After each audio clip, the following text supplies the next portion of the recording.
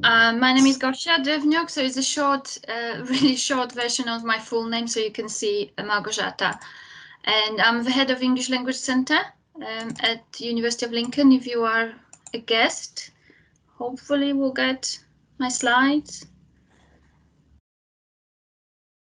I'll do it like this so I can see the chat, and then you can sort of jump in if you have any comments. Brilliant. Yeah, we can see those. Okay, so my email, if you want to tweet, my handle is Vampire Linguist. I can tell you why, if you're interested at some other point. So I thought I would talk to you today or share some thoughts, because it's generally just thoughts and some ideas about different levels of integration of different language support for students. So I chose this topic, embedded or centralized, the benefits of different levels of integration. So different ways of how English language support and study skills support can be done, and how it informs how English Language Center in Lincoln is working. And I'll talk you through this. So as said, it's just, well, some thoughts, and quite a lot of my team are here, so they might be able to contribute later if we have any questions about what we do at our center. So to give you a context, I know that we have some guests from outside of university. English Language Center at University of Lincoln is part of Student Services, and this is important. So it's together with Student Wellbeing Center and Student Support Center and Multi-Faith Chaplaincy. We are part of Student Services, so we are outside of academic colleges. We support international students enrolled in Lincoln that are, so we understand them as anyone for whom English is not first language. Okay, so we're not checking visas or passports, just anyone for whom English is not first language. We usually put international/EU students, because until now EU students were considered home. So from admin point of view, the terminology was tricky. So anyone for whom English is not first language, it might be students who live in UK, but they are, for example, of Chinese descent or Polish descent, and English is not their first language. We are a team of experienced EFL and EIP educators. EFL, English as a foreign language, EIP, English for academic purposes, we teach. With very diverse experience in teaching in UK and abroad, and we are a small team, but every single member of our team has experience of working with international students, and most of them working abroad as well. Two of us, myself and my program manager, Dr. Chokri Gazal, we have also been international students in the UK, so we draw also on our personal experience. We try to work closely with colleges and schools at Lincoln, and if you're a long-term employee at Lincoln, you might have maybe experience from the past.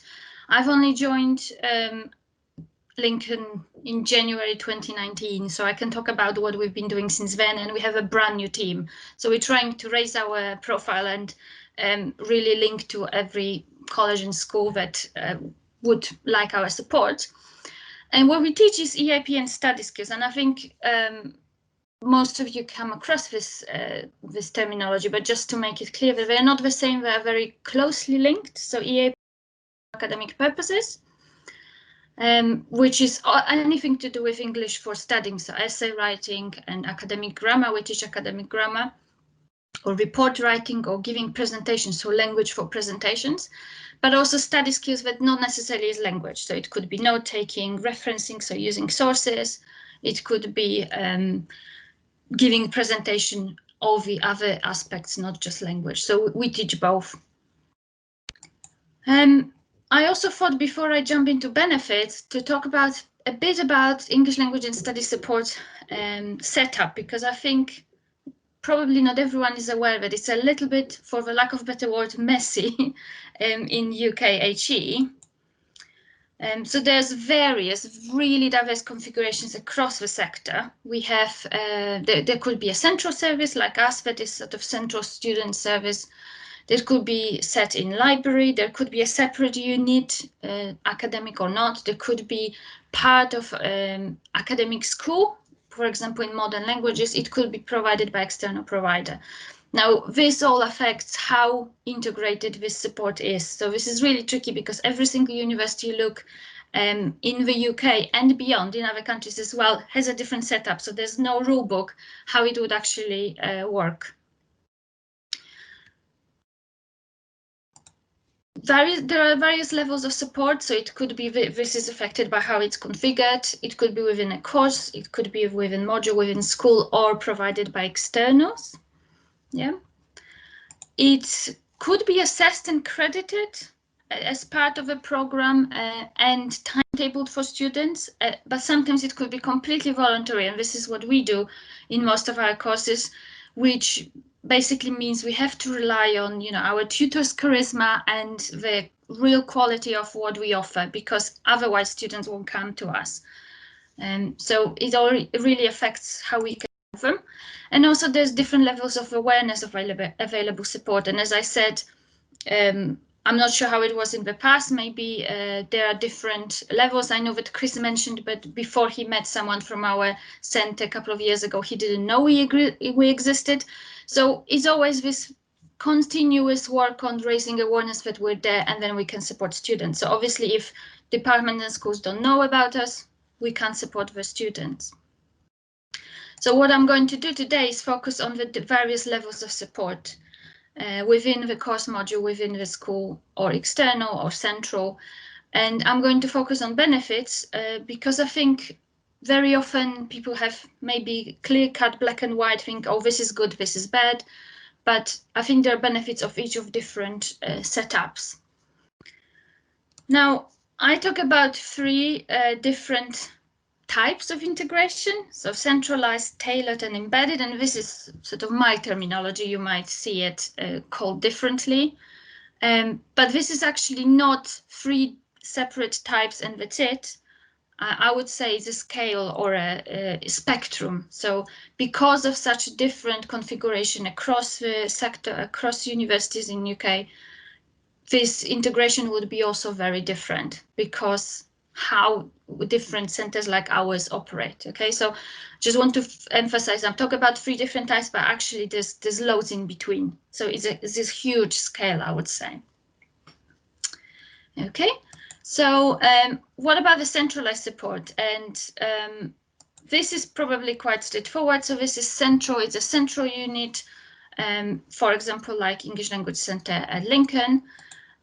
There are several benefits, and I think sometimes people have mixed feelings about centralized support because sometimes they think it's not useful enough because it's too detached from your school or your course or your specific group of students. But I think there's big benefits of this type of support. First of all, it's open to all students. So not just to your course, but it's open to students from across university.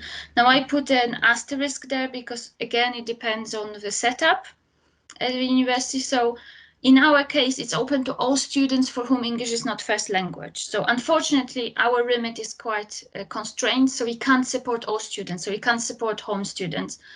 That's why the asterisk, but it depends how it's set up. But it's open to all students. So not, for example, just from your school, which is a benefit, because it gives students opportunity to meet students from other courses and also to meet students from other countries. We see it in our courses a lot. So students might come from a course where there's quite a lot of international students, but they're all from the same country. Then they join our classes, and in our class, every single person is from a different country. And this is a big benefit because they learn things that Caroline will be talking about later, this intercultural awareness.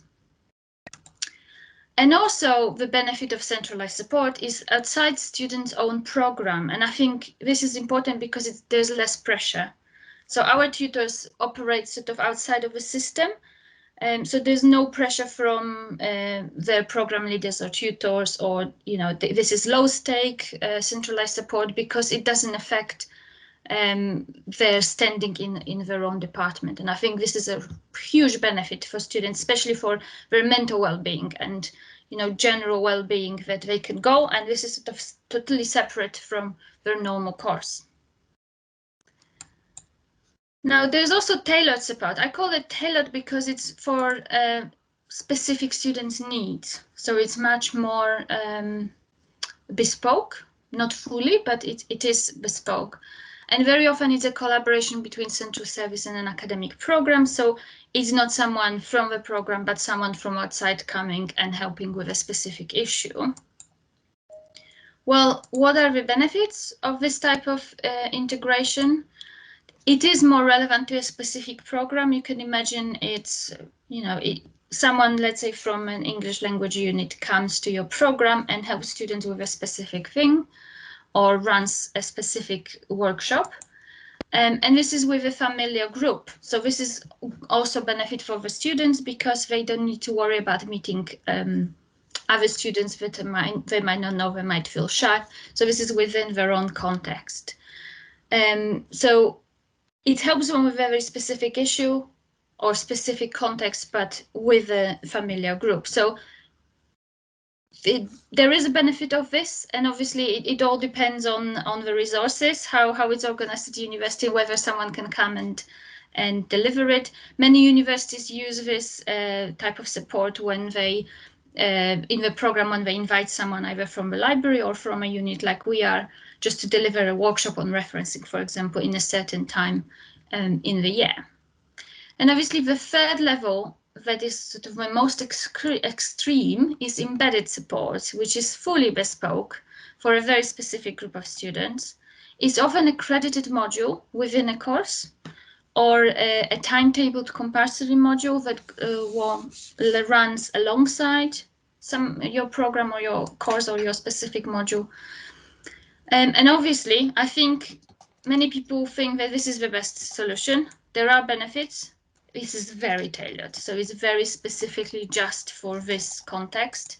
It is familiar group, so it's just a group of students that students work with, so they don't need to go out and meet people from outside. I think one of the bigger benefits is full attention of a specialist tutor, with an asterisk because it all depends on the workload, but in ideal world, this tutor would be attached to this group of students and have full attention of this tutor, right? So they just focus on fulfilling the needs of this particular group of students. So this one is probably more rare because it requires resources. There has to be a tutor attached to specific course or a couple of courses, but it does happen. And I'll, when I move on, I'll talk about how all three and the benefits inform how we work at English Language Center with examples. Hopefully it will give you a little bit more idea. So the embedded support also is part of the course aligned with the needs, as I said, and it's very often it's credited and assessed. Okay, so how does it affect what we do at the English Language Center at Lincoln? So as I said, we're central service, so most of what we do is centralized. Our two main offers, which you might be aware of, is pre-sessional courses and in-sessional courses. So PEACE courses or pre-sessional courses. This means pre their normal study. So this is for students who need to improve their English before they join the degree. Very often is the part of a conditional offer. And then we offer in-sessional courses. This is for students already studying at Lincoln, and then they can take a range of short courses, workshops, and also individual support one-to-one drop-ins. Both of them are centralized. So as I said, our offer is open to all international students at Lincoln. So it's very central. It's everyone from any school, any level, any course. Okay, but this is our main. So the benefits of a central service really inform our everyday operations. We also offer Tailor support. So we are happy to work with specific colleges and schools. So if anyone here thinks, oh, that would be really interesting, I need to talk to them about supporting my students, feel free to contact us. We want to help as much as possible, obviously within our resources, as we are a small team.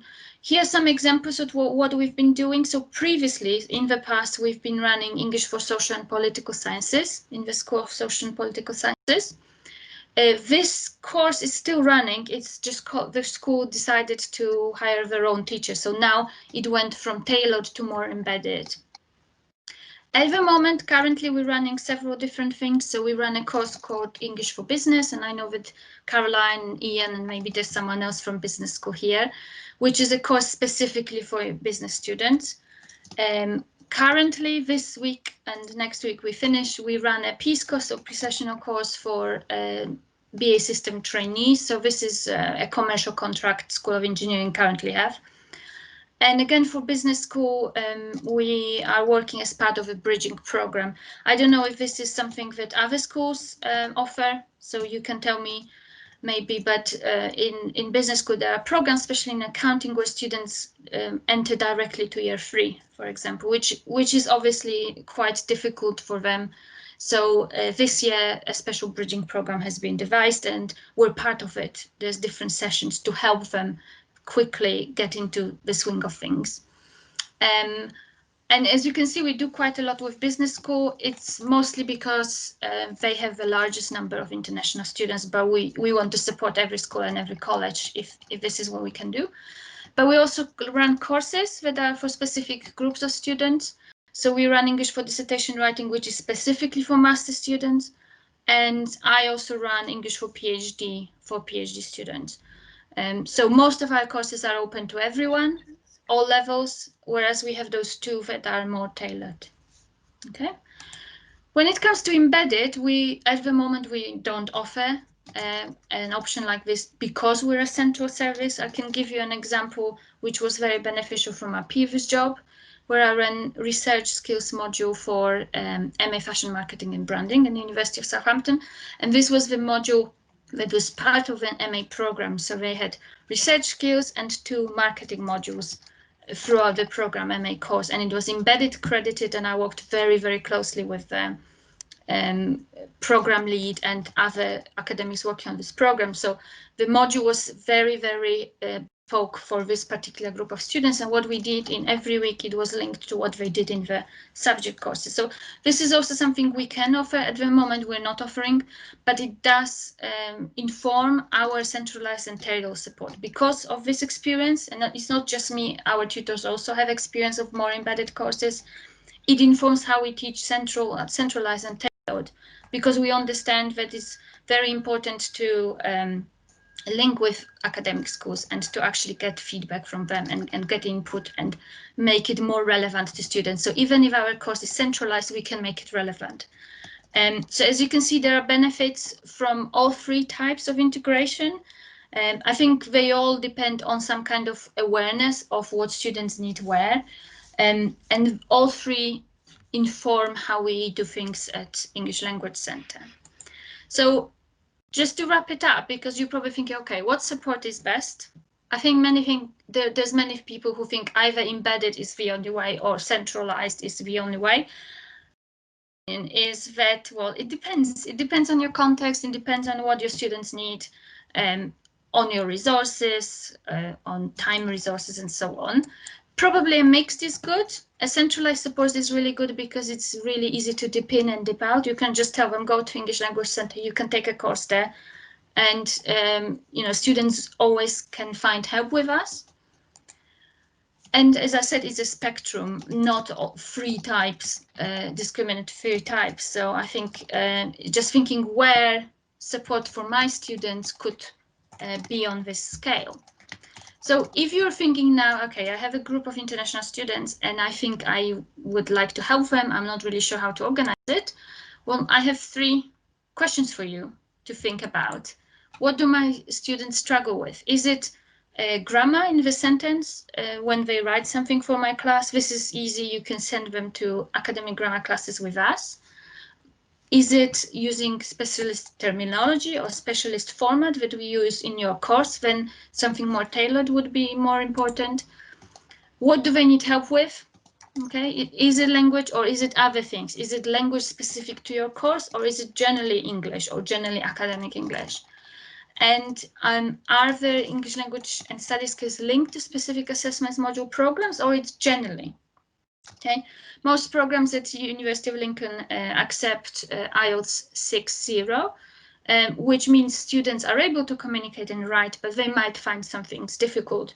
So it might be that you see, okay, they just need a little bit more help generally, or it might be something very specific. And the answer to those 3 questions will help you decide I needed more tailored, or we can just send them to central support. Okay, so I'll finish off with a shameless plug. If you are at the University of Lincoln, what we can do for you. So we are always open, and really you can contact me directly. I'm open to, excuse me, chat about your context, give you some advice to working with international students, help you design some support, maybe help some train your team in an informal way. We've been doing it within students' services. So for example, I've just done training for our residential wardens. If you are aware, we have an amazing team of residential wardens, and I've done some training in interacting and working with international students. And anything else. So we're very open. We're small, but we're very open to just chatting and see what we can do for you. So my email, our general email, our office is in Stephen Langdon. Probably at the moment, email is the best way to contact. So hopefully, as I said, it's just my thoughts, and hopefully I gave you some food for thought. And if you think, oh, I would like to spend more thinking about it and talking about it, please give us an email or call, and we'll be able to help you. And that's it from me.